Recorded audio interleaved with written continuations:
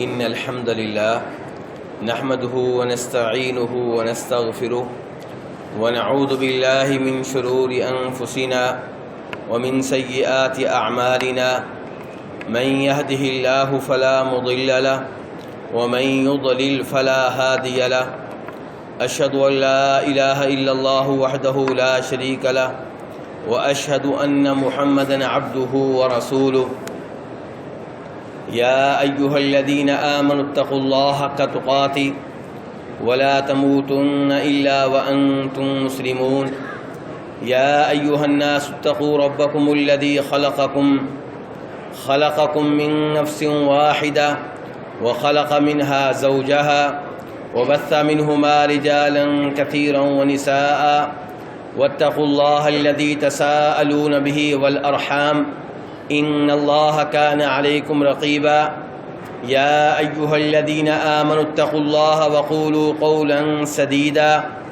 يصلح لكم أعمالكم ويغفر لكم ذنوبكم ومن يطع الله ورسوله فقد فاز فوزا عظيما أما بعد فإن خير الحديث كتاب الله وخير الهدي هدي محمد صلى الله عليه وسلم وشر الأمور محدثاتها وكل محدثة بدعة وكل بدعة ضلالة وكل ضلالة في النار۔ گزشتہ روز دجال کے فتنے کے بارے میں گفتگو ہوئی تھی اور میں نے آپ کے سامنے وہ احادیث رکھی تھیں جن سے یہ معلوم ہوتا ہے کہ دجال کا فتنہ بہت ہی خطرناک فتنہ ہے، اور یہ کہ آدم علیہ السلام کی تخلیق سے لے کر قیامت تک اس سے بڑا کوئی فتنہ نہیں ہے جس کا لوگوں کو سامنا کرنا پڑے گا۔ اسی لیے نبی علیہ السلام اس کے بارے میں خبردار کرتے رہے اور یہ تلقین کرتے رہے کہ ہر نماز میں آخری تشہد میں اللہ تبارک و تعالیٰ سے یہ درخواست کی جائے کہ یا اللہ ہمیں دجال کے فتنے سے محفوظ رکھنا۔ میرے بھائیوں، کچھ لوگ ایسے بھی ہیں جو سمجھتے ہیں کہ دجال ایک افسانوی کردار ہے، ایک خیالی بات ہے، اور اس سے مراد یہ ہے کہ ایک وقت آئے گا ہر جانب شر ہی شر ہوگا۔ وہ کہتے ہیں کہ دجال سے مراد کیا ہے کہ ایک وقت آئے گا کہ ہر جانب شر کا غلبہ ہوگا، اس شر کے غلبے کو دجال کا نام دیا گیا ہے۔ اور عیسیٰ علیہ السلام کے بارے میں جو احادیث میں آیا ہے کہ وہ دجال کو ختم کریں گے، قتل کریں گے، کہتے ہیں کہ اس سے مراد یہ ہے کہ پھر خیر ہی خیر ہوگی اور خیر کے نیچے شر دب جائے گا۔ اس کا نام عیسیٰ علیہ السلام ہے۔ ایسے لوگوں کی گفتگو سن کر بہت افسوس ہوتا ہے کہ یہ لوگ کیسے قرآن و حدیث کا انکار کرتے ہیں، قرآن و حدیث کے حقائق کو کیسے جھٹلاتے ہیں، کیسے ان کی تعویلیں کرتے ہیں، جبکہ نبی علیہ السلام کی حدیث کا اگر مطالعہ کیا جائے تو صاف صاف معلوم ہوتا ہے کہ دجال ایک آدمی کا نام ہے۔ دجال کس کا نام ہے میرے بھائیوں؟ ایک آدمی کا نام ہے، اور اس کی آپ نے علامات بتائی ہیں، اس کی نشانیاں بتائی ہیں، اس کا قد بتایا ہے اور اس کے بالوں کے بارے میں بتایا ہے۔ کہاں کہاں آپ تعویل کریں گے؟ تو میرے بھائیوں، یہ وہ حدیث ہے جسے متواتر کہا جاتا ہے۔ 30 سے زائد صحابہ کرام نے دجال کی حدیث اور دجال کا تذکرہ نبی علیہ السلام سے روایت کیا ہے۔ تو دجال ایک حقیقت ہے اور دجال ایک آدمی کا نام ہے۔ تو دجال کے بارے میں گزارش کر چکا ہوں، احادیث کتنے صحابہ کرام سے ملتی ہیں؟ 30 سے زائد صحابہ کرام سے۔ ان میں سے ایک صحابی کی حدیث آج کے درس میں آپ کے سامنے رکھنے لگا ہوں۔ اس حدیث کو امام مسلم نے اور امام ابو داؤد رحمہ اللہ نے اپنی اپنی حدیث کی کتابوں میں جگہ دی ہے، اور وہ صحابی جو اس حدیث کو نبی علیہ السلام سے روایت کر رہے ہیں ان کا نام ہے نواس ابن سمعان۔ صحابی کے نام کیا میرے بھائیو؟ نواس ابن سمعان۔ تو جناب نواس ابن سمعان کیا کہتے ہیں؟ وہ کہہ رہے ہیں کہ نبی علیہ السلام نے ایک بار صبح کی نماز کے بعد ہمیں دجال کے بارے میں درس دیا۔ کس کے بارے میں درس دیا؟ دجال کے بارے میں۔ یہاں سے کیا معلوم ہوا کہ دجال کے بارے میں درس دیتے رہنا چاہیے، لوگوں کو دجال کے فتنے سے خبردار کرتے رہنا چاہیے۔ میرے بھائیوں، ایک اور روایت میں آتا ہے کہ جناب عمر فاروق رضی اللہ عنہ کہا کرتے تھے کہ ہماری اس امت میں ایسے لوگ پیدا ہوں گے جو عذاب قبر کا انکار کر دیں گے، کہیں گے قبر میں کوئی عذاب نہیں ہوتا، یہ غلط بات ہے کہ قبر میں عذاب ہوتا ہے، اور ایسے لوگ آج موجود ہیں۔ اور انہوں نے اسی روایت میں یہ بھی کہا کہ ایسے لوگ آئیں گے جو دجال کا انکار کریں گے، اور یہ لوگ بھی ہمارے معاشرے میں موجود ہیں۔ جناب عمر فاروق نے کہا تھا کہ ایسے لوگ بھی آئیں گے جو بدکار شادی شدہ کو سنسار کرنے کی سزا کا انکار کریں گے اور کہیں گے کہ یہ کوئی سزا نہیں ہے، اور یہ کہ اسلام میں ایسی کسی سزا کا کوئی تصور نہیں ہے، اور ایسے لوگ بھی آج جگہ بجگہ موجود ہیں۔ تو جناب عمر فاروق رضی اللہ عنہ خبردار کر رہے ہیں کہ ایسے لوگ پیدا ہوں گے۔ اب ہم نے کیا کرنا ہے؟ ہمارا کام یہ ہے کہ دجال کے بارے میں آگاہی پیدا کریں۔ جیسے کئی تنظیمیں ہیں وہ کیا کہتی ہیں کہ جی کینسر کی بیماری کے بارے میں معاشرے میں آگاہی ہونی چاہیے، شوگر کے بارے میں آگاہی ہونی چاہیے، لوگوں کو سگریٹ سے روکا جائے، لوگوں کو نشے سے روکا جائے، یہ بڑی خطرناک چیزیں ہیں۔ میرے بھائیوں، ایسے ہی نبی علیہ الصلوۃ والسلام اپنی امت کو بار بار دجال کے بارے میں خبردار کرتے رہے، تو میرا اور آپ کا فرض ہے کہ ہم دجال کے بارے میں خبردار رہیں اور دوسروں کو خبردار کرتے رہیں۔ آپ علیہ الصلوۃ والسلام کی یہ بھی حدیث ہے کہ جب دجال آئے گا تو اس وقت لوگ دجال کی معلومات کے بارے میں غفلت کا شکار ہوں گے، دجال کا تذکرہ بھول چکے ہوں گے۔ تو میرے بھائیوں، نبی علیہ الصلوۃ والسلام اور بلکہ آپ سے آنے والے ہر نبی نے اپنی اپنی قوم کو دجال کے بارے میں خبردار کیا ہے۔ تو یہاں پہ دیکھیے کہ آپ نے باقاعدہ دجال کے بارے میں درس دیا ہے۔ کس وقت؟ فجر کے وقت، صبح کی نماز کے بعد آپ نے درس دیا ہے۔ تو جناب نواس ابن سمان کہتے ہیں فخفض فیہ ورفع، کہ درس دیتے ہوئے کبھی آپ کی آواز بہت اونچی ہو جاتی اور کبھی آپ کی آواز دھیمی رہتی۔ حتی ظنناہ فی طائفۃ النخل، آپ نے تذکرہ کچھ اس انداز سے کیا کہ ہم دجال سے ڈرنے لگے اور ہم یوں سمجھنے لگے کہ ساتھ والے کھجوروں کے باغ میں دجال بیٹھا ہوا ہے۔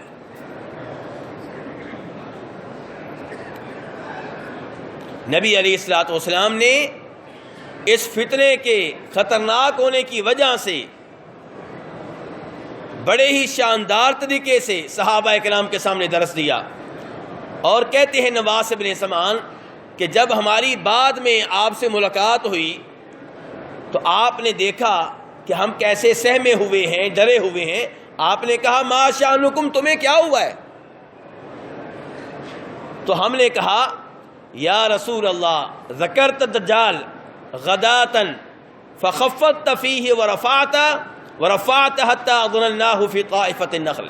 صبح آپ نے درس دیا تو درس کے دوران آپ کی آواز کبھی بہت اونچی ہو جاتی تھی، کبھی آہستہ ہو جاتی تھی، اور آپ کا انداز ایسا تھا کہ ہم اس سے ڈر گئے ہیں، ہم تو یوں سمجھنے لگے کہ وہ ساتھ والے کھجوروں کے باغ میں موجود ہیں۔ تو نبی علیہ الصلوۃ والسلام نے فرمایا غیر الدجال اخوفنی علیکم، کہ تمہارے معاملے میں مجھے دجال کے علاوہ کسی اور چیز کا خطرہ ہے۔ دجال کا خطرہ تو ہے ہی ہے، وہ تو سب سے خطرناک چیز ہے، لیکن مجھے تمہارے بارے میں کسی اور چیز کا بھی خطرہ ہے۔ اس کے بعد آپ نے کہا ان یخرج وانا فیکم فانا حجیجہ دونکم۔ میرے بھائیو، آپ کے الفاظ سننے والے ہیں، آپ کے الفاظ میں بہت سبق ہوتے ہیں۔ یہاں پہ عقیدے کی اصلاح کیجیے۔ آپ کیا کہہ رہے ہیں؟ ان یخرج وانا فیکم، اگر دجال ظاہر ہوا اور میں موجود ہوا، میں کیا ہوا؟ موجود ہوا، الفاظ پہ غور کیجیے گا۔ جب دجال ظاہر ہوا اور میں موجود ہوا تو میں اس کا مقابلہ کروں گا، تمہیں مقابلہ کرنے کی ضرورت پیش نہیں آئے گی۔ فرمایا وَإِن يَخْرُجْ وَلَسْتُ فِيكُمْ، اور اگر دجال ظاہر ہوا اور میں موجود نہ ہوا، فَامْرُؤٌ حَدِيدُ نَفْسِهِ، تو ہر آدمی اپنا دفاع خود کرے گا۔ یہاں پہ آپ کیا کہہ رہے ہیں؟ دجال اگر آیا اور میں موجود ہوا تو میں خود مقابلہ کروں گا، اور اگر میں موجود نہ ہوا تو آپ بھی کرنا۔ تو کیا پتا چلا کہ نبی علیہ السلام کے اوپر ایسا زمانہ آنے والا تھا کہ آپ نے موجود نہیں ہونا تھا۔ تو کیا آج آپ موجود ہیں؟ ہمارے بھائی کہتے ہیں کہ آپ حاضر ناظر ہیں، ہر جگہ موجود ہیں، بلکہ دیکھ رہے ہیں۔ اور نبی علیہ السلام کیا کہہ رہے ہیں کہ اگر دجال جب آیا میں موجود ہوا تو میں خود اس کا مقابلہ کروں گا، اور میں موجود نہ ہوا تو ہر آدمی اپنا دفاع خود کرے گا۔ دوسری طرف جب آپ نے حج کیا میرے بھائیوں، آپ نے کتنے حج کیے تھے؟ ایک حج۔ اس حج میں آپ نے فرمایا تھا، صحابہ کرام سے بار بار کہا تھا کہ خذوا عنی مناسککم، لوگوں مجھ سے حج کا طریقہ سیکھ لو، شاید اس سال کے بعد میں تمہیں دیکھ نہ سکوں۔ آپ کیا کہہ رہے ہیں؟ شاید اس سال کے بعد میں تمہیں دیکھ نہ سکوں، شاید اس سال کے بعد میری تمہاری ملاقات نہ ہو۔ تو آپ تو صحابہ کرام سے کہہ رہے ہیں کہ اس سال کے بعد شاید میں تمہیں دیکھ نہ سکوں، اور لوگ کہتے ہیں جی آپ حاضر بھی ہیں ناظر بھی ہیں، دیکھ رہے ہیں۔ لوگ آپ کی قبر کے پاس آتے ہیں سلام پڑھنے کے لیے، اور ان کے ذہن میں یہ تصور ہوتا ہے کہ آپ قبر سے ہمیں دیکھ رہے ہیں، جبکہ آپ اپنے صحابہ کرام سے کہہ رہے ہیں کہ اس سال کے بعد شاید میں تمہیں دیکھ نہ سکوں۔ میرے بھائیوں، اپنے عقائد کی اصلاح کیجئے۔ نبی علیہ الصلوۃ والسلام کی شان میں کوئی شک و شبہ نہیں ہے، آپ کی شان تمام انسانوں میں سب سے بلند ہے، آپ تمام نبیوں کے بھی امام ہیں، دنیا کے نمبر 1 انسان ہیں، اللہ کی ذات کے بعد سب سے محبت ہم نے آپ سے کرنی ہے، لیکن اس کا مطلب یہ نہیں ہے کہ آپ کے دیے ہوئے دین کو تبدیل کیا جائے اور آپ کی شان میں وہ باتیں کی جائیں جو آپ کی تعلیمات کے خلاف ہوں۔ آپ کہیں صحابہ کرام سے کہ شاید اس سال کے بعد میں تمہیں دیکھ نہ سکوں، اور ہم کہیں نہیں جی آپ حاضر ہیں ناظر ہیں موجود ہیں۔ اور اس حدیث میں آپ کیا کہہ رہے ہیں کہ جب دجال آئے گا، اگر میں موجود ہوا خود میں مقابلہ کروں گا، میں موجود نہ ہوا تو ہر آدمی اپنا دفاع خود کرے گا۔ واللہ خلیفتی علی کل مسلم، آپ کہہ رہے ہیں کہ میرے بعد اللہ تبارک و تعالی ہر مسلمان کی حفاظت کرے گا، نگرانی کرے گا، ہر مسلمان پہ نگہبان اللہ ہوگا۔ اس کے بعد آپ نے فرمایا اس کی نشانیاں بتاتے ہوئے کہ دجال انہو شاب، دجال نوجوان ہوگا، بچہ نہیں ہوگا، بوڑھا نہیں ہوگا۔ اب بتائیں میرے بھائیو، دجال کسی شر کا نام ہے کہ آدمی کا نام ہے؟ آپ کیا بتا رہے ہیں؟ شاب، نوجوان ہوگا۔ اور فرماتے ہیں قطۃ، دجال کے بال گنگریالے ہوں گے۔ آدمی کا نام ہے نا؟ آپ کہتے دجال نوجوان ہوگا، اس کے بال گنگریالے ہوں گے، اور اس کی ایک آنکھ بے نور ہوگی، کانا ہوگا، چھوٹے قد کا ہوگا، اس کی پنڈلیوں میں بھی مسئلہ ہوگا، ٹیڑھی سی ہوں گی۔ تو میرے بھائیو، یہ آپ دجال کی اتنی علامات کیوں بتا رہے ہیں؟ تاکہ ہم اس دجال سے بچ جائیں، ہم اس کے فتنے سے محفوظ رہیں۔ آپ فرماتے ہیں کأنی اشبہہ بعبد العزیٰ ابن قطن، آپ فرماتے ہیں کہ دجال عبد العزیٰ ابن قطن کے مشابہ ہوگا۔ اسی زمانے میں کوئی ایک آدمی گزرا تھا، لوگ اسے جانتے تھے، اس کا نام تھا عبد العزیٰ۔ تو آپ نے کہا کہ دجال کی شکل اس آدمی سے ملتی جلتی ہوگی۔ اس کے بعد آپ فرماتے ہیں ایک اور حدیث میں، اس حدیث سے ہٹ کر ایک اور صحیح حدیث میں آپ فرماتے ہیں کہ اس کی دونوں آنکھوں کے درمیان میں لکھا ہوگا کاف فا را۔ کیا مطلب؟ کافر ہے۔ آپ فرماتے ہیں ہر مسلمان پڑھ لے گا، ہر مومن پڑھ لے گا، وہ بھی جو پڑھا لکھا ہے اور وہ بھی جو ان پڑھ ہے۔ میرے بھائیو دیکھیں، اگر اللہ تعالیٰ نے دجال کو بھیجنا ہے ہمارے لیے آزمائش بنا کر، تو اللہ نے ہمیں محفوظ رکھنے کے لیے بھی بندوبست پورا کیا ہے۔ ہر نبی اپنی قوم کو خبردار کرتا رہا کہ دجال آئے گا، یہ نشانیاں ہوں گی، اور آپ کتنی نشانیاں بتا رہے ہیں۔ کبھی آپ بتاتے ہیں کہ دجال سے بچنے کے لیے سورہ کاف کی پہلی 10 آیتیں یاد کر لو، کبھی آپ کہتے ہیں نماز کے ہر آخری اتحیات میں اللہ تعالیٰ سے درخواست کیا کرو کہ اے اللہ ہمیں دجال کے فتنے سے محفوظ رکھنا، اور کبھی آپ یہ نشانیاں بتا رہے ہیں کہ جن سے پتہ چل جائے گا کہ یہ دجال ہے۔ پھر بھی اگر کوئی آدمی دجال کی تعلیمات کو قبول کرتا ہے، اس کی دعوت کو قبول کرتا ہے، تو خود وہ ذمہ دار ہے۔ تو اس سے بڑی نشانی کیا ہوگی، اس سے بڑی اللہ کی رحمت کیا ہوگی کہ ان پڑھ آدمی بھی جان لے گا کہ یہ کیا لکھا ہوا ہے، کافر لکھا ہوا ہے۔ جس کے چہرے پہ اللہ نے کافر لکھ دیا ہو، وہ کہے میں رب ہوں، تو اس کو اب کوئی رب مانتا ہے تو قصور کس کا ہے؟ میرے بھائیوں قصور کس کا ہے؟ تو یہ ماننے والے کا قصور ہے۔ اللہ تبارک و تعالیٰ نے اتنی واضح علامات اپنے نبیوں کے ذریعے بتا دی ہیں علیہم الصلاۃ والسلام۔ تو میرے بھائیوں، اب کئی لوگ جنہیں تعویلیں کرنے کا شوق ہے وہ اس کی بھی تعویل کرتے ہیں، وہ یہ بھی ماننے کے لیے تیار نہیں ہے کہ دجال کے یہاں پہ لکھا ہوگا کافر، کافارا، جبکہ صحیح بات یہ ہے کہ صحیح حدیث میں آ گیا ہے ہر مسلمان کی ذمہ داری ہے کہ آپ کی بات جیسے آئی ہے ویسے مان لے، اس کی تعویل نہ کرے۔ آپ فرماتے ہیں فمن ادرکہ منکم فلیقرأ علیہ فواتح سورۃ الکہف، جس کا دجال سے سامنا ہو تو وہ دجال پہ سورہ کہف کی ابتدائی آیتیں پڑھے۔ نبی علیہ الصلوۃ والسلام علاج بتا رہے ہیں دجال کے فتنے سے کیسے آپ محفوظ رہ سکتے ہیں، اور آپ نے یہ بھی فرمایا دوسری حدیث میں، اس حدیث کے علاوہ، کہ دجال کے پاس جنت بھی ہوگی اور جہنم بھی ہوگی۔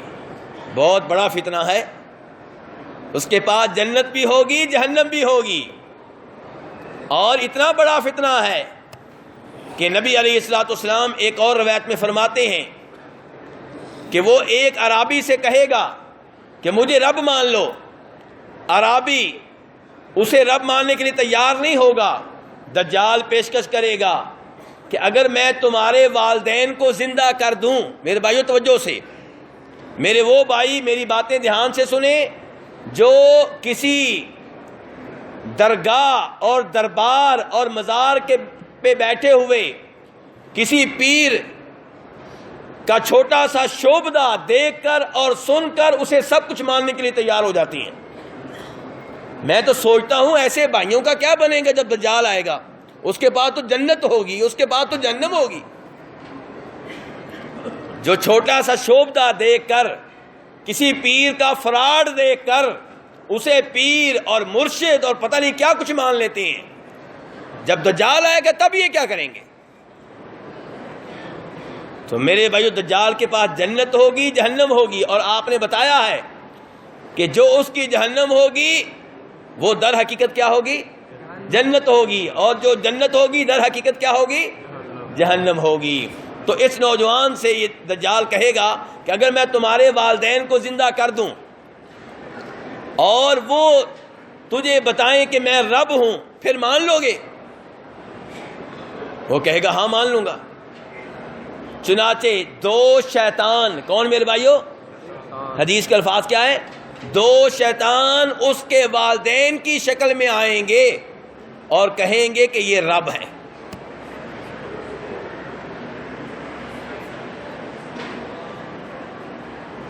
میرے بھائیو ایسے ہی شیطان دھوکہ دیتے ہیں آپ کے پیروں کو۔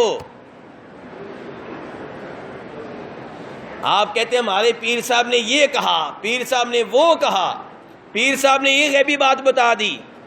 جن یاد رکھیں عالم الغیب نہیں ہے، لیکن ایک آدھ بات حدیث میں آیا ہے وہ آسمان کے فرشتوں سے سن لیتے ہیں، اس میں بھی مقصد اللہ تعالیٰ کا ہماری آزمائش کرنا ہوتا ہے۔ ایک بات سنتے ہیں اور وہ پھر اپنے انسانی شیطان کو، دوست کو بتاتے ہیں، وہ اس میں 99 جھوٹ شامل کرتا ہے۔ ایک بات اوپر سے ملتی ہے، 99 جھوٹ نیچے سے شامل کی جاتے ہیں، اور پھر پشین گوئیاں جاری ہوتی ہیں۔ سن 1917 کی پشین گوئیاں، یہ وزیر اعظم بنے گا، وہ صدر بنے گا، اس کو طلاق ہو جائے گی، اس کی فلاں لڑکی سے شادی ہو جائے گی، 100 پشین گوئیاں جاری ہوتی ہے، ایک جو ہوتی ہے وہ سچی ثابت ہو جاتی ہے۔ لوگ خوب شور ڈالتے ہیں، لو جی پیر صاحب نے کہا تھا، نجومی نے کہا تھا، عامل نے کہا تھا، بات درست نکلی ہے۔ جو 99 باتیں غلط نکلتی ہیں ان پہ کوئی سوال نہیں کرتا کہ یہ کیوں غلط نکلی ہیں۔ تو یہاں پہ دیکھیے دجال کی مدد کے لیے کون آئیں گے؟ 2 شیطان آئیں گے اور اس عرابی کے والدین کی شکل میں آئیں گے۔ آپ کہتے ہیں ہمیں پیر صاحب نے یہ دکھا دیا، وہ دکھا دیا۔ میرے بھائی یہ شیطانی کام ہوتے ہیں، شیطانی کام۔ ان لوگوں سے بچ جائیں۔ اللہ سچا ہے، اللہ کا کلام سچا ہے، یہ جھوٹے ہیں۔ اللہ نے کہہ دیا قُلْ لَا يَعْلَمُ مَنْ فِي السَّمَاوَاتِ وَالْأَرْضِ الْغَيْبَ إِلَّا اللَّهُ، اللہ کے سوا کوئی نہیں ہے جو عالم الغیب ہو۔ جب اللہ نے کہہ دیا، آپ کو اللہ پہ یقین کیوں نہیں آتا؟ آپ دائیں بائیں لوگوں کی باتوں میں کیوں آ جاتے ہیں؟ نہیں جی میرے محلے والی کہتی ہے، میں فلاں قبر پہ گئی تھی تو بیٹا ملا تھا۔ یعنی کہ اس کے اوپر تو یقین ہے، رب کے اوپر یقین نہیں ہے۔ تیرے محلے والی کی میں بات مانوں تو ہندو کہتا ہے میں مندر میں گیا تھا، مورتی کے سامنے جھکا تھا، مجھے بیٹا تب ملا تھا، اس کی بھی بات مان لے۔ عیسائی کہتا ہے میں چرچ میں گیا تھا، عیسیٰ علیہ السلام کو سجدہ کیا تھا، ان سے بیٹا مانگا تب بیٹا ملا، ان کی بات بھی مان لیں۔ ہم کسی کی نہیں مانیں گے، اپنے رب کی مانیں گے۔ میرا رب سچا، یہ سب جھوٹے ہیں۔ تو اس لیے میرے بھائیوں یہ چھوٹے چھوٹے دجال ہیں، ان سے بچ جائیں۔ آپ ان سے بچیں گے تو اللہ تعالیٰ انشاءاللہ آپ کو بڑے دجال سے بھی بچائے گا۔